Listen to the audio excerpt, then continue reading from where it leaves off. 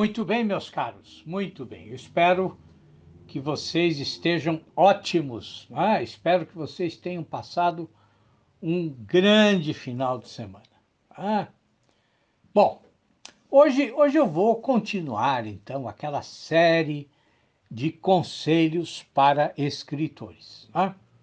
Mas antes de entrar no nosso tema, eu quero dar um aviso para vocês, um aviso importante. Vocês sabem que eu tenho uma livraria online, não é mesmo? Bom, e hoje eu comecei uma promoção especial lá, uma promoção com ótimos descontos, principalmente em livros de autores nacionais, tá?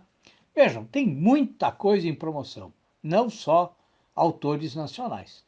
Mas vocês vão encontrar poetas, ficcionistas e ensaístas brasileiros, né, de diferentes períodos literários com preços bem atraentes, tá? Então, depois do áudio, eu vou colocar aqui o link para a minha livraria, tá certo? Muito bem, muito bem. Bom, eu falei nos últimos dias, né, de questões, né, nos últimos áudios, eu falei de questões que, de alguma forma, né, antecedem a criação literária. Mas hoje eu quero tratar do comportamento que o autor deve ter em relação ao próprio texto. Tá? Quero começar a falar sobre isso. Quer dizer, será que há diferentes formas de você se relacionar com a produção do seu texto? Bom, eu acho que sim, eu acho que há diferentes formas de escrever. Há diferentes formas de você cuidar do seu texto. Mas vejam bem, prestem atenção. Eu não estou me referindo a você ter o seu próprio estilo. Não, não é isso.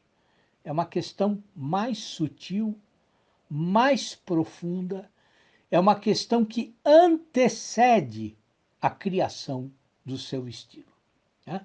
Na verdade, é uma questão que, se você não prestar atenção nela, isso vai prejudicar o seu estilo, a sua forma de escrever. Tá?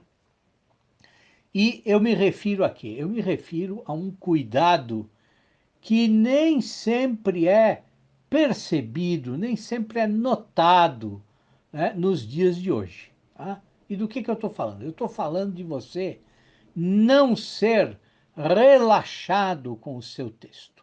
Tá? Bom, mas como é que isso acontece, professor? Como é que isso acontece? Bom, eu vou explicar para vocês.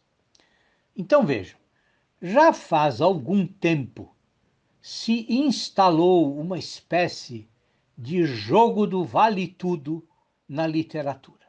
Tá? Quer dizer, um comportamento cada vez mais comum, tá? Cada vez mais comum, é o daquele escritor que não sabe escrever. Tá? Quer dizer, não é que ele é analfabeto, não é isso, tá? Mas ele não domina a sintaxe da nossa língua. Tá? Ele não conhece e também não se interessa em conhecer as estruturas sintáticas que são possíveis na língua portuguesa. Né? E assim, cada vez mais nós temos escritores cuja formação escolar é extremamente deficiente. Tá? E deficiente por quê? Porque as escolas estão cada vez mais piores. Tá? Então, assim, quer dizer, eles estudaram mal a gramática, né? Muitas vezes não é, quer dizer, em grande parte das vezes não é nem culpa deles. Né? Eles não só aprenderam mal a gramática, mas também não foram incentivados a ler bons autores. Tá? Bom, mas o que acontece? Acontece que muitos desses escritores, muitos deles aprofundam ainda mais essas deficiências. Por quê? Porque eles acham que essas preocupações, né, de você estudar a gramática, conhecer a estrutura da língua, conhecer os meandros da língua portuguesa, né, e ler os nossos principais autores e aprender com eles, bom, muitos acham que essas preocupações são bobagens elitistas, né? Quer dizer, são tolices, são regrinhas aí impostas pelas elites culturais e econômicas. E, portanto, se são regrinhas impostas pelas elites, elas precisam ser desobedecidas, elas precisam ser menosprezadas. Tá? Bom, e a gente vê isso, inclusive, no estudo da linguística. Né? Quer dizer, há toda uma corrente que supervaloriza a comunicação em detrimento das regras da norma culta da língua portuguesa. Então, se você transmitiu a ideia que você pretendia transmitir, está ótimo. Tá? Não importa se a sua linguagem, falada ou escrita, se ela está repleta de erros ou se ela é de alguma forma confusa ou truncada. Isso não interessa. O que interessa é se você transmitiu o que você queria transmitir. Se você comunicou, está tudo ok, está tudo certo. Bom, é evidente que todos esses comportamentos, né, todas essas formas de pensar produzem consequências na literatura. E uma dessas consequências é um tipo de fingimento, de hipocrisia, né, que se tornou muito comum. Né? Mas como é que esse fingimento funciona? Né? Então, assim, funciona assim, olha. O escritor é, não sabe como se expressar. Tá? Ou ele até sabe, mas ele sabe pouco, ele só sabe o básico. Né? Então, assim, por causa da formação escolar deficiente que ele teve, né, ele se sente inseguro quando vai escrever. Né? Então, quer dizer, como ele teve uma formação de péssima qualidade, e muitas vezes, como ele também não tem vontade de se aprimorar, né, o que ele faz? Ele começa a criar justificativas para as suas deficiências, para o seu jeito errado ou deficiente de escrever, de se expressar. Né? Ele começa a criar desculpas, mas são justificativas, são desculpas que parecem, né? Ou ele quer que você acredite que são justificativas sérias, que são justificativas, né, de cunho estético. Né? Ou seja, aquilo que é, na verdade, uma deficiência, ele mostra para os outros como se fosse uma qualidade. Né? Bom, e aí aparecem os tipos mais variados de justificativas. Né? Algumas, inclusive, são populistas, são demagógicas. Né? Quer dizer, tem muito escritor que diz que escreve com a linguagem do povo, que escreve como as pessoas simples falam, porque a literatura precisa ser acessível a todas as classes sociais. Né? Depois tem aqueles que dizem que estão seguindo lá a estética dos modernistas, né? Quer dizer, principalmente o pensamento do Oswald de Andrade. Né? Então eles repetem o estilo do Oswald, como se eles estivessem lá fazendo um xerox mesmo. Né?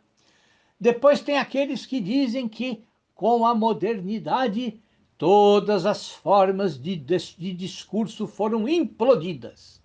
Né? Quer dizer, depois do James Joyce e do que ele fez lá no Finnegan's Wake, bom, não há mais sentido em utilizar uma linguagem lógica. Né?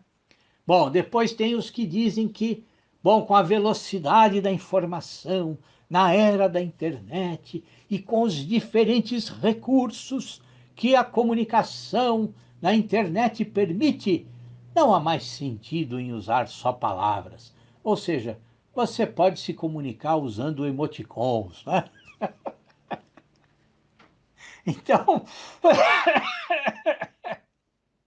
então vejam, surgem as justificativas mais tresloucadas. Né? Bom, e como hoje, os critérios de julgamento também foram relativizados, né? Quer dizer, muita gente hoje diz que é impossível julgar a qualidade de um texto de forma objetiva e mostrar como e por que aquele determinado texto é bem ou é mal escrito, né? Então, como isso acontece hoje, então, quer dizer, qualquer coisa que o nosso escritor despreparado e inseguro diga, qualquer coisa que ele disser vai ser aceito, né, como se fosse a oitava maravilha do mundo, né? Mas, na verdade, o que é que nós encontramos no substrato, na base de todas essas desculpas, né? Como é que esse escritor se comporta de verdade em relação ao texto dele? Bom, na verdade, ele só fica fazendo joguinhos, né? Ele só fica usando truquezinhos, né?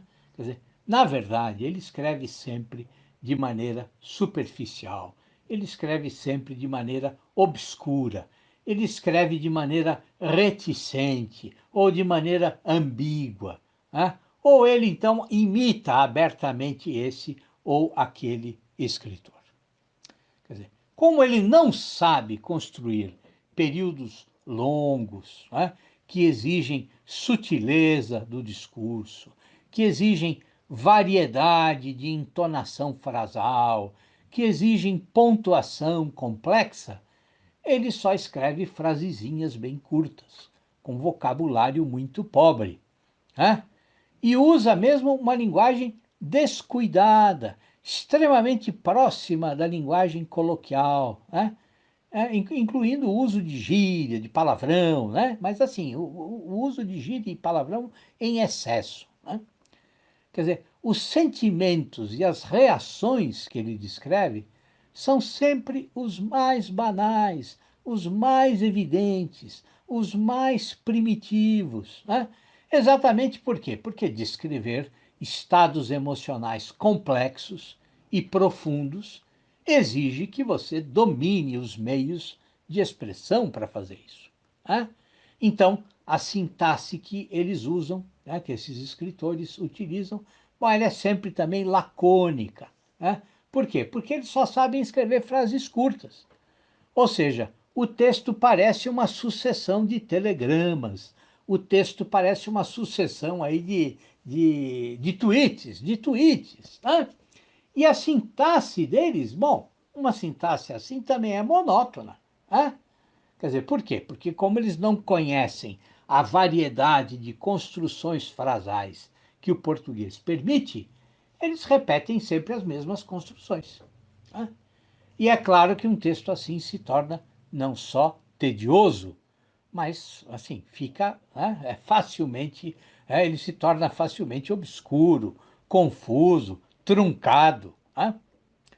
Então assim, na verdade, esses autores eles são negligentes, eles são relapsos, eles são desleixados, né?